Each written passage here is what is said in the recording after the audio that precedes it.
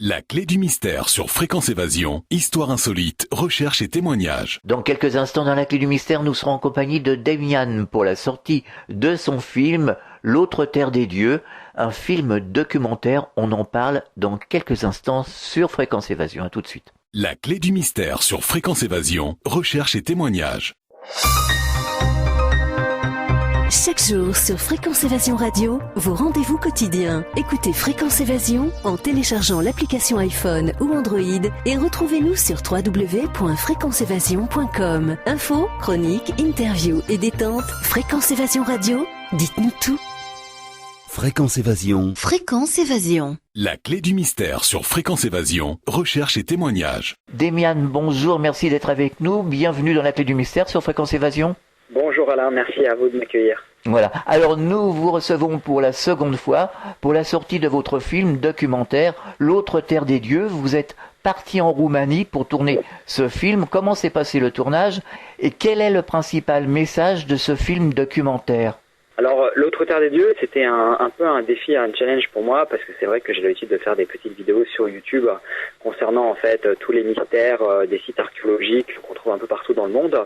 Et la Roumanie, c'est parti d'une belle rencontre où justement j'avais face à moi un spécialiste des mystères de la Roumanie, et c'est un pays pour lequel j'ignorais énormément de choses, comme beaucoup de monde, et j'y ai découvert entre autres des mystères relatifs à des supposées et hypothétiques découvertes de squelettes gigantesques, mais aussi de formations de pyramides holographiques, et notamment également d'un certain nombre de découvertes archéologiques qui sont restées et passées sous silence pendant de nombreuses années, comme des tablettes justement dont la polémique pourrait nous ramener bien avant Sumer et pourrait prouver qu'en Roumanie, il y aurait eu des civilisations et des cultures éloignées qui avaient déjà, on va dire, un très grand nombre de connaissances que l'histoire ne reconnaît pas. Donc c'est parti un peu comme ça, et de là, l'idée de faire un film s'est un peu imposée. D'accord. Alors comment avez-vous financé le tournage de ce film ? Alors en fait, on est parti sur une opération participative sur Internet, c'est-à-dire que les gens pouvaient mettre une contribution financière, en échange de quoi ils recevaient un accès à la VOD au film et au DVD quand le jour de leur sortie.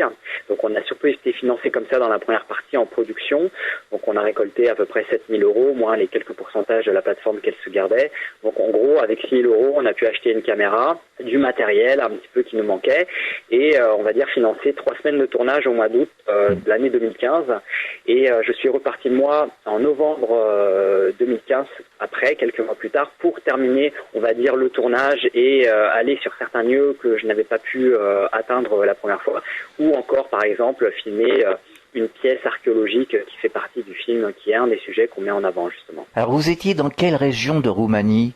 Alors en fait c'était très vaste parce qu'on est parti par le sud pour monter jusqu'au nord, pour vous dire nord-ouest puis nord-est.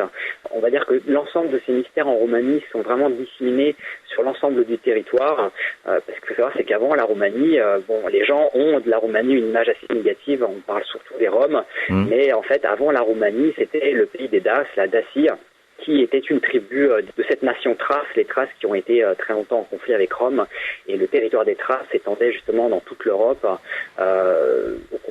jusqu'en Russie, et descendait presque jusqu'en Turquie. Donc vous voyez, c'était un immense territoire, et voilà. Quels sont les principaux thèmes abordés à travers ce film documentaire ? Alors les principaux thèmes sont justement, on va dire, le thème principal tourne autour surtout de la découverte de squelettes gigantesques. On a des témoins qui ont, on va dire, participé à des fouilles et qui ont été eux-mêmes impliqués dans ces découvertes de squelettes gigantesques. Donc ce sont des gens qui sont morts aujourd'hui, mais on a des images d'eux qui clairement nous exposent la façon dont ils ont trouvé ces squelettes, comment justement les autorités russes à l'époque et les autorités gouvernementales roumaines ont fait, on va dire, un blocus et un blackout sur ces découvertes, et comment ils les ont dissimulées justement. Donc on repart en fait de ces découvertes via des témoignages, et après on se plonge un peu plus dans le folklore roumain, dans les traditions orales et locales, qui justement parlent de cette Roumanie comme étant un lieu où il y a jadis des dieux qui seraient venus des étoiles pour apporter leur connaissance aux êtres humains. Donc je trouve qu'il y a une certaine analogie avec certains anciens textes qu'on peut trouver aussi dans la Mésopotamie ou dans d'autres cultures partout dans le monde. Et ça c'est intéressant parce que la Roumanie, on se doute pas que c'est un pays justement qui a aussi se passé cette histoire et ces anecdotes. Donc c'était assez intéressant justement de pouvoir la mettre en lumière, cette Roumanie, et de montrer une image différente de ce que les gens peuvent en avoir aujourd'hui. Alors sur les principaux thèmes que vous avez abordés, est-ce que vous avez trouvé des éléments de preuve à travers le tournage de ce film ? Alors malheureusement, on n'a pas d'éléments de preuve concernant la découverte de ces squelettes, puisque là, on est vraiment dans du témoignage. Ouais. Et je tiens à préciser que le film n'est pas là pour démontrer des choses.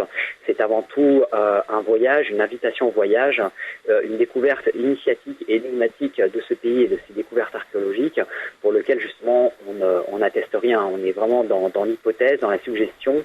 Il faut le prendre comme un conte justement, c'est-à-dire comme une porte ouverte à d'autres sujets, d'autres thématiques qui peuvent être mises en rapprochement avec d'autres découvertes partout dans le monde. Alors un exemple assez concret, par exemple, on a dans le film un OOPART. Alors un OOPART en anglais c'est un out of place artefact. Donc ce sont ces fameux objets archéologiques anachroniques, c'est-à-dire qu'ils ne peuvent pas être remis sur notre échelle de temps, c'est-à-dire que leur découverte et les façons dont ils ont été trouvés ne vont pas, on va dire, de pair avec le contexte archéologique ou même l'histoire de ce lieu. Pour vous donner un exemple, on a l'artefact de Ayoud, donc une pièce en aluminium qui est un dérivé du dural humain aujourd'hui qu'on connaît, qui a été trouvé à 10 mètres de profondeur avec les os d'un animal préhistorique, d'un mastodonte, justement un rhinocéros à fourrure, qui a disparu il y a plus de 10 000 ans, mais qui a vécu il y a plus de 80 000 ans dans ces contrées. Donc c'est assez étonnant justement qu'un objet comme celui-là figure parmi les os, puisqu'il a été trouvé justement dans une couche de sédimentaire complètement compactée, et que sa découverte remet en question beaucoup de choses justement sur la présence d'une civilisation il y a très longtemps ici, qui avait probablement une avance en termes de connaissances et technologies que les hommes du passé et de l'Antiquité n'étaient pas censés posséder justement. Ça c'est une découverte justement qui est très controversée entre guillemets, puisque elle a été tout de suite rejetée par la communauté scientifique, parce qu'il est impossible qu'à l'époque les hommes du néolithique puissent disposer justement des connaissances pour fondre des alliages et notamment faire ce genre de type de produit, puisque aujourd'hui on n'a pas du tout d'éléments qui peuvent nous aider à déterminer la fonction de cet objet ni comment il a été fait. Ouais. Mais la vérité, enfin, ce qui se passe, c'est que cet objet était à 10 mètres de profondeur avec les os de ce mastodonte, dans une couche inviolée, je dirais, de sédiments, une sorte d'argile compactée. Et ça, c'est, on va dire, le petit caillou dans l'engrenage qui nous laisse à penser qu'il y a beaucoup plus en Roumanie qu'on pourrait le penser. Alors, vous avez trouvé des traces sur l'origine de la civilisation roumaine ? Oui, alors en fait, ce qui est intéressant avec la civilisation pré-roumaine, c'est que, comme je l'ai dit avant, elle est issue de la Dacie, puisque la Dacie, c'était une des tribus des Thraces, et cette Dacie, ce territoire, aujourd'hui, c'est la Roumanie. C'est-à-dire que, bon, les Roumains, enfin certains, affirment vraiment sans ciller que on va dire, la Dacie était la civilisation originelle de la Roumanie. Après, les Thraces vont compter une centaine de tribus réparties sur toute l'Europe, et parmi cette tribu, on avait par exemple les Agatirs qui tirent leur nom du mot Agartha, puisque eux vivaient dans les sous-sols de la Roumanie, qui eux-mêmes sont constitués de centaines de tunnels. Ils les empruntaient un peu comme des autoroutes souterraines. Et alors, ce qui est intéressant avec cette tribu, c'est qu'elle se peignait la peau en bleu, les cheveux en bleu, pour ressembler et honorer leur dieu. Ouais. Donc c'est assez aussi intéressant cette analogie avec l'Agartha. Ouais. Mais voilà, on présume que cette Dacie avait des connaissances en astronomie, en médecine, en physique, que justement l'histoire aujourd'hui ne reconnaît pas, puisque l'histoire officielle, quand on parle des Daces aux historiens, il réfute totalement l'idée que cette civilisation ait pu avoir certaines connaissances avancées, et pourtant les prêtres Daces et les prêtres Thraces, comme beaucoup d'autres prêtres, la plupart faisaient partie de l'école pythagorienne et allaient pas enseigner, mais recevoir un enseignement de par les prêtres égyptiens. Donc il y avait vraiment des échanges culturels à tous les niveaux. Alors vous évoquez également la Terre Creuse. Alors la Terre Creuse est évoquée justement dans le film Notre Terre des Dieux, puisque ce sont des histoires qui se sont transformées en mythes et qui ont une origine vraiment, puisque on parle de tunnels sous la Roumanie qui mèneraient au centre de la Terre. Alors bien sûr, après, il faut être un petit peu ouvert d'esprit, être un peu romantique et assez rêveur pour imaginer justement qu'il y ait qu'une existence probable d'une Agartha au centre de la Terre existe déjà et qu'elle soit reliée justement par ces tunnels en Roumanie. Mais après, il faut savoir une chose, c'est que on va dire dans tous les pays, les sous-sols sont constitués de tunnels. C'est un vrai morceau de gruyère à l'intérieur. Donc après, imaginez que des tunnels mènent beaucoup plus loin profondément à l'intérieur de la Terre. C'est quelque chose qui peut être envisagé puisque, par exemple, il y a quelques années, on a découvert la présence d'un océan sous la croûte terrestre à 700 km de profondeur, alors qu'on pensait que jusque-là, il était impossible qu'il y ait une quelconque source d'eau à une telle profondeur, due justement aux chaleurs extrêmes qui règnent, due en fait à la lave en fusion, et comment on conçoit justement le manteau et la croûte terrestre. Donc il y a quand même des découvertes aujourd'hui qui sont reconnues et avancées, qui pourraient nous permettre d'accepter l'éventualité justement qu'il existe des passages souterrains qui peuvent mener profondément. Et pourquoi pas à cette mythique Agartha, c'est quelque chose qui est envisageable. Ouais. Est-ce qu'il est envisageable justement de faire une exploration de ces tunnels un peu plus profondément? Alors en fait, il faut savoir, c'est qu'en Roumanie, il y a un certain nombre de ces tunnels qui ont été bouchés par les autorités à une certaine époque et qui sont aussi gardés par, on va dire, l'Église. C'est-à-dire que à chaque fois que vous avez un tunnel où vous avez, on va dire, un passage, il y a tout de suite un monastère qui est placé à cet endroit-là pour empêcher justement les profanes de s'y infiltrer. C'est que dans la tradition d'As, dans cette civilisation pré-roumaine, on parle du dieu Zalmoxis.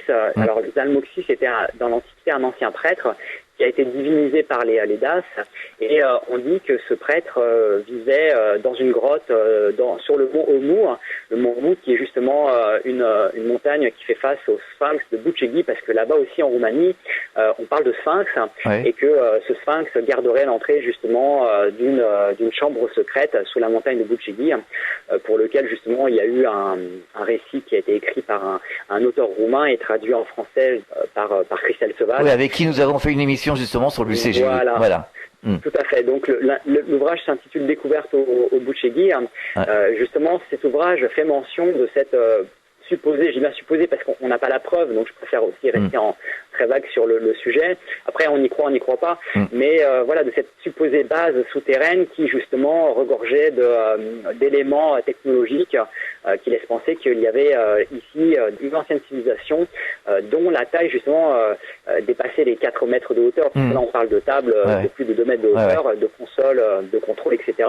Et justement, il y a une corrélation entre cette soi-disant supposée base et peut-être ces découvertes de squelettes qui ont été faites justement au siècle dernier. Il y a encore une autre découverte que nous mettons en avant dans le film relative aux tablettes de Sinaïa. Alors les tablettes de Sinaïa, elles portent leur nom de Sinaïa, de cette petite ville où elles ont été trouvées, puisqu'elles ont été trouvées durant le règne du roi Carol Ier, qui, durant la construction de son château, le château Pélèche, a trouvé, on va dire, une centaine, je crois, ou si c'est pas 200 tablettes en or. Alors bien sûr, l'or a été récupéré et fondu par ce roi, mais avant de fondre l'or, il en aurait fait des copies en plomb. Et justement, ce qui est intéressant, c'est que ce qui nous reste aujourd'hui de ces fameuses tablettes, qui sont pareil, qui sont rejetées et décriées par la communauté scientifique, historienne et archéologique, c'est que ces tablettes, elles mettent en évidence justement des scènes où on voit des hommes qui font face à des géants.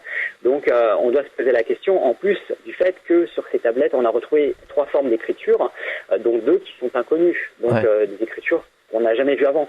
Donc le fait que ces écritures soient inconnues, elles ont tout de suite été rejetées, et on attribue cela à une fraude, puisque si ça avait été vrai, on aurait retrouvé d'autres éléments dans l'archéologie roumaine où on aurait eu ces écritures qui ressortiraient.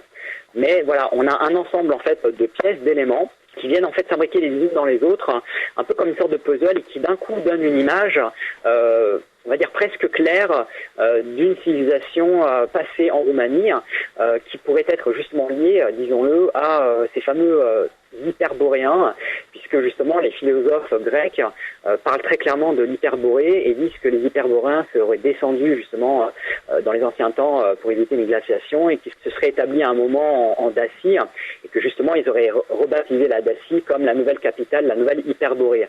Et ce qui est très intéressant, c'est que les rois thraces, selon Hérodote, étaient des géants qui mesuraient plus de 4 mètres de hauteur. Donc est-ce qu'on doit y voir là de la fiction, une œuvre poétique et tiré de l'imaginaire, une fantaisie, ou alors est-ce que justement ces philosophes grecs ne faisaient que rapporter les faits tels qu'aujourd'hui on rapporte une actualité, vous voyez. Ouais. On marque une pause, on revient dans quelques instants. La clé du mystère sur Fréquence Évasion, recherche et témoignages. Chaque jour, sur Fréquence Évasion Radio, recherche, ovni, paranormal, faits de société, protection de l'environnement et les rendez-vous avec vos stars préférées dans Paroles de Stars. Fréquence Évasion, c'est également la voix des sudistes en Principauté de Monaco et dans le Grand Sud. Fréquence Évasion Radio, dites-nous tout.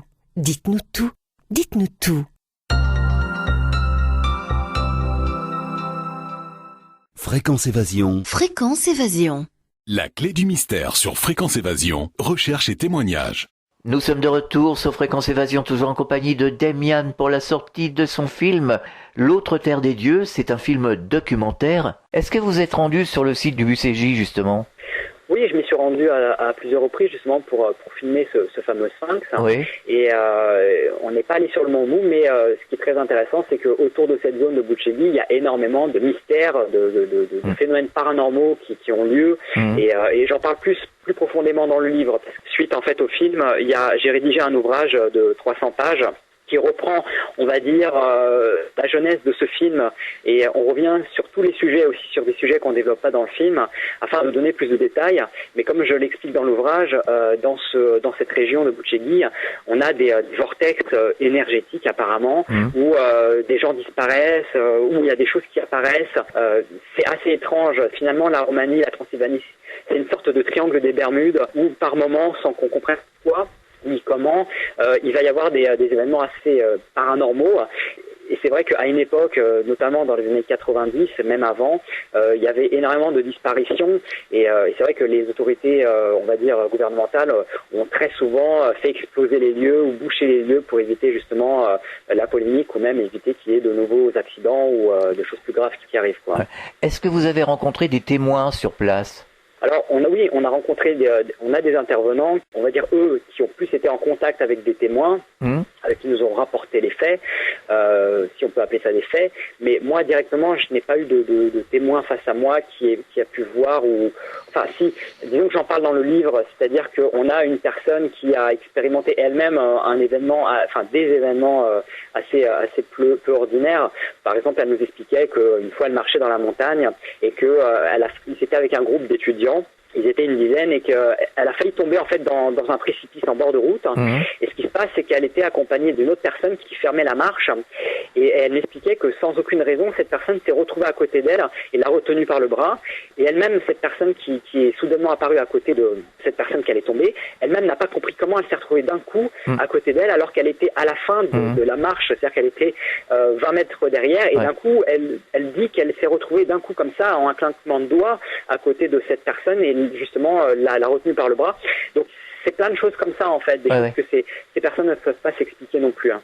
Est-ce qu'il y a des éléments qui prouveraient qu'il y aurait eu une modification structurelle du territoire roumain à travers le temps ?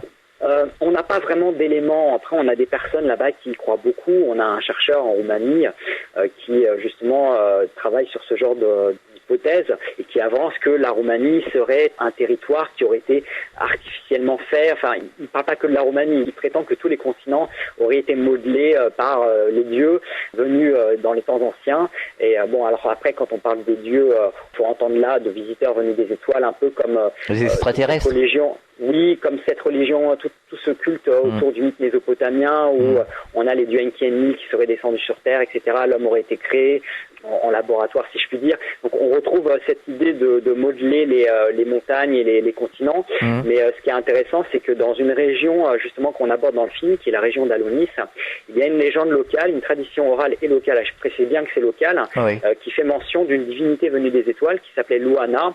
Donc on retrouve dans l'étymologie le mot Ana et Lou, le berger d'Anu, donc Anunnaki, et que cette divinité aurait apporté ses connaissances aux hommes et qu'elle aurait justement modelé les montagnes pour en faire une forteresse. Et ce qui est intéressant aussi, c'est que cette tradition orale mentionne que cette divinité aurait créé un soleil artificiel à l'intérieur de cette forteresse. Et ce Taras serait venu ensuite sur Terre parce que elle n'était pas autorisée justement à interagir avec l'espèce humaine et qu'il y aurait une guerre entre les dieux. Et apparemment, il y a des traces de cette guerre des dieux en Roumanie, dans certaines régions de la Transylvanie, où on trouve à quelques mètres de profondeur des brûlures, une vitrification de la roche, etc., comme si on avait eu des explosions nucléaires à certains endroits. Alors c'est aussi des histoires, des hypothèses qu'on retrouve dans d'autres cultures, comme en Inde par exemple, où là c'est pas un mythe ni une histoire, mais on a réellement retrouvé en Inde à une certaine profondeur toute une couche de strates vitrifiées. On a même retrouvé des corps dedans vitrifiés. Ces zones sont encore radioactives aujourd'hui. Elles sont interdites aux touristes justement parce que c'est trop dangereux. Donc on a en Roumanie aussi cette prétendue, on va dire, guerre des dieux qui aurait eu lieu et c'est assez étrange en fait. Ouais. Il y aurait un lien entre la Roumanie et Sumer. Alors, d'après certaines traditions locales, c'est ce que les Roumains prétendent, oui, puisque cette divinité Luana serait justement directement issue du dieu Anu. Donc, il y a une corrélation qui se fait entre cette divinité et la culture mésopotamienne. Après, bon, on explore aussi dans le film un autre mythe, qui est celui des pierres vivantes, les Provances.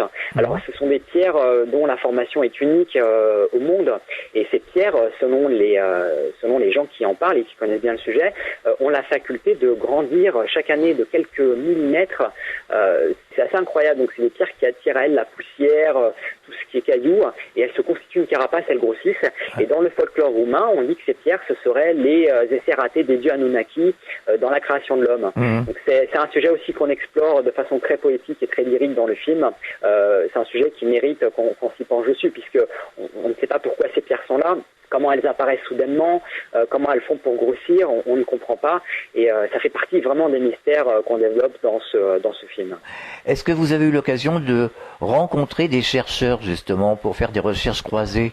Oui, notamment pour ce sujet des pierres, on est rentré en contact avec un géologue qui a travaillé justement sur l'étude de ces pierres. Bon, alors les géologues, les scientifiques sont toujours très sceptiques, eux, quant à l'origine de ces pierres, puisque les chercheurs aujourd'hui, on va dire, s'efforcent de toujours reproduire en laboratoire des expériences qui vont pouvoir permettre d'expliquer comment ces pierres ont grandi. Donc eux sont satisfaits, on va dire, de leurs propres résultats. Oui. Mais le problème, c'est que on a un autre son de cloche en face où les choses ne se passent pas vraiment comme ça. Après, on a un autre chercheur en physique moléculaire qui, lui, justement, nous a assez aidé sur la partie de l'artefact de Ayoud, ce fameux artefact anachronique dont j'ai parlé juste avant. On a aussi un chercheur français, un docteur en physique des matériaux, qui également se penche sur ce mystérieux artefact.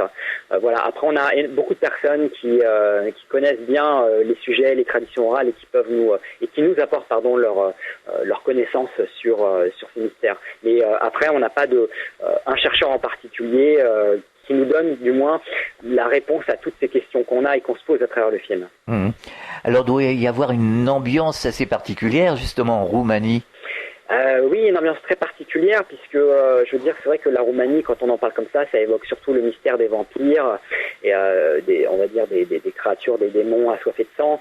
Mais ce qui est assez intéressant, c'est que les Roumains, eux, ne croient pas du tout en ce mythe du vampire, eux-mêmes qui sont au centre de ce mythe, et eux aimeraient plus qu'on considère avec rigueur et qu'on se penche plus justement sur ces découvertes archéologiques dont on parle là, puisqu'il n'y a pas que des tablettes de Sinaïa, il y a d'autres tablettes aussi qui ont été étudiées par des chercheurs à l'international, et ces chercheurs sont formels sur les symboles qui apparaissent sur ces pierres, puisque là on parle d'une forme d'écriture qui remonte au néolithique, donc pareil, ça met un peu un coup de pied dans la fourmilière concernant en fait toutes nos croyances et les acquis que nous avons sur l'origine de l'écriture et des civilisations, puisque nous rapportons tout à Sumer, alors que là nous avons, on va dire, des éléments de preuve qui nous permettent d'avancer l'hypothèse qu'il y avait bien avant Sumer d'autres cultures et civilisations qui étaient justement dotées de l'écriture, et tout n'est pas forcément arrivé de Sumer. D'accord. Alors il y aurait des bijoux qui seraient exposés à Bucarest. Alors oui, ce qui est intéressant à Bucarest, il faut prendre ça toujours comme une pièce en fait de ce puzzle, puisque tout nous ramène à l'idée qu'il y aurait eu peut-être des géants sur les territoires roumains dans les temps passés, notamment à Bucarest. Si vous allez voir en fait ce musée, le musée national d'histoire de Bucarest, on a des bracelets énormes au diamètre très grand, des diamètres qui font entre 9 et 13 cm, et des bracelets qui étaient, on va dire, censés être portés au poignet, qui sont beaucoup trop grands et beaucoup trop lourds pour des poignets ordinaires. On a aussi un casque énorme, un casque, je veux dire, qu'une tête ordinaire ne pourrait pas porter. Alors ce qui est assez intéressant, c'est que dans l'histoire des traces, on a un empereur qui était justement, qui à la base était un berger dans l'ancienne Bulgarie, qui aurait été, on va dire, qui serait rentré en contact, qui serait tombé nez à nez avec une patrouille roumaine, une garnison de Romains.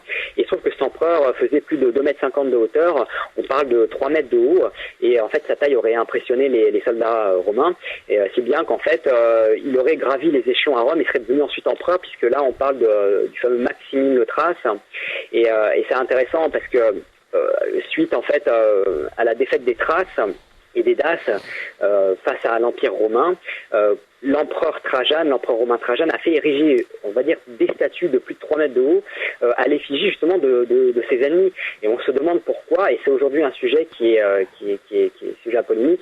On ne comprend pas pourquoi cet empereur romain a érigé des statues beaucoup plus grandes que celles en mémoire de ses propres soldats qui ont perdu la vie dans cette guerre menée contre les Thraces.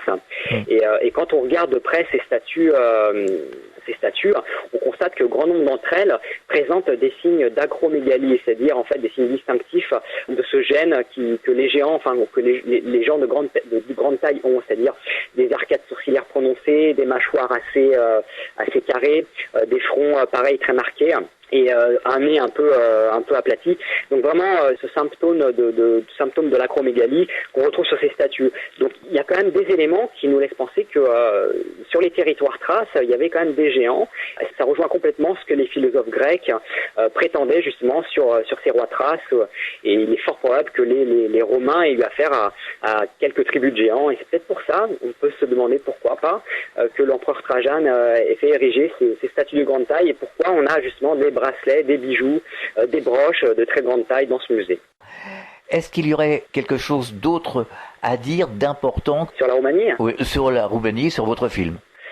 Alors il y a un autre sujet aussi en Roumanie qui est très intéressant, c'est que on en a parlé un peu au début, on parle de pyramide holographique. Alors holographique, c'est un grand mot. En fait, ce qu'il faut entendre par là, c'est qu'il y a un phénomène qui se produit une fois par an le matin du 6 août sur une montagne qui est la montagne de Cielo. Il y a une pyramide en ombre qui apparaît, dont les dimensions sont presque équivalentes, on va dire, en proportion à celle de la grande pyramide de Gizeh. Et ça, c'est un mystère dont on ignore tout. C'est-à-dire qu'en fait, cette ombre pyramidale est formée par la projection de deux montagnes. C'est-à-dire et c'est seulement le matin du 6 août. Et ce qui est intéressant, c'est que ce matin du 6 août, c'est aussi un jour de célébration chez les orthodoxes, puisqu'on célèbre en fait la transfiguration du Christ. Donc c'est le jour où Jésus, avec ses apôtres, est monté au sommet de cette montagne et s'est dévoilé en fait dans sa vraie apparence, c'est-à-dire tout enluminé de lumière blanche, etc. Et ce qui est intéressant, c'est que ce 6 août, c'est également le jour où cette pyramide se forme. Et ce qui est assez intéressant en termes d'anecdote, c'est que les deux personnes qui m'accompagnaient sur le tournage ont été témoins d'un phénomène vraiment peu naturel, assez incroyable et exceptionnel. Moi, je ne l'ai pas vu parce que j'avais la tête dans ma caméra, mais ces deux personnes me rapportent avoir vu à un moment un rayon de lumière blanche descendre du ciel et frapper le sol. Alors c'était très rapide et ils ont vu tous les deux la même chose, ils se sont regardés en disant mince, c'est ce que j'ai rêvé, et en faisant des recherches après, j'ai effectivement trouvé d'autres sujets qui portaient sur ce fameux rayon, cette apparition de rayon blanc. On ne sait pas trop de quoi il s'agit, mais dans la tradition, on dit que ce sont les anges qui descendent du ciel, etc. Mais ce qui est assez intéressant, c'est que ça donne écho à cette histoire de transfiguration du Christ, etc. Ouais, d'accord. Et cette histoire de pyramide est aussi liée justement à ces histoires de géants, puisque là on parle que dans cette région, il y avait il y a très longtemps une tribu de géants qui avait vécu là et qui possédait des grandes connaissances, et que cette pyramide, l'ombre de cette pyramide qui apparaît une fois par an, indiquerait dans une certaine zone l'emplacement d'une entrée à un royaume souterrain où justement figurerait et se trouverait le trésor de ces géants. Est-ce que vous avez des projets ? Oui, j'ai plein de projets, des projets qui sont en cours dont je ne peux pas trop parler, mais qui j'espère vont se concrétiser. On va dire plus dans la rubrique long métrage. Oui. Voilà, c'est des choses qui sont en étude, en réflexion, donc ça j'en reparlerai plus tard quand vous viendrez nous en parler. Oui, puis il y a aussi un voyage en Russie pour aller explorer aussi certaines zones de la Sibérie où on a fait des découvertes aussi incroyables qui pourraient être mis aussi en corrélation. Et sinon, à part ça comme projet, c'est vrai que j'emmène les gens avec moi en voyage un peu partout où je vais, et on part là en août en Roumanie pour aller explorer justement tous les lieux dont on parle dans le film, et j'emmène aussi les gens en Inde en novembre pour aller visiter tous les temples et c'est, on va dire, ces lieux chargés de mystères, voilà. Alors on peut vous retrouver sur Internet, vous avez un site? Alors oui, bien sûr. Alors sur le site demian.com, demian.com, Demian, les gens vont pouvoir voir les 20 premières minutes du film gratuitement, puisque ce film aujourd'hui on le vend essentiellement en DVD et en VOD, c'est-à-dire en vidéo à la demande. Donc on peut y accéder via mon site internet demian.com. De là on a accès aux 20 minutes et ça donnera un peu une idée aux gens dans quel mystère on plonge. Et puis voilà, et puis le livre aussi est disponible via le site internet. Si les gens veulent en savoir plus, c'est un bon complément d'information. Et comme j'ai l'habitude de le dire, c'est plus un outil de réflexion aussi qui donne beaucoup plus d'informations sur l'ensemble des sujets qu'on développe. Parce que le problème, c'est qu'on n'avait que 1h40 pour ce film et on balaye, on va dire, une dizaine de mystères et de sujets. Et pourtant, chaque sujet mériterait à lui seul un film. Un film.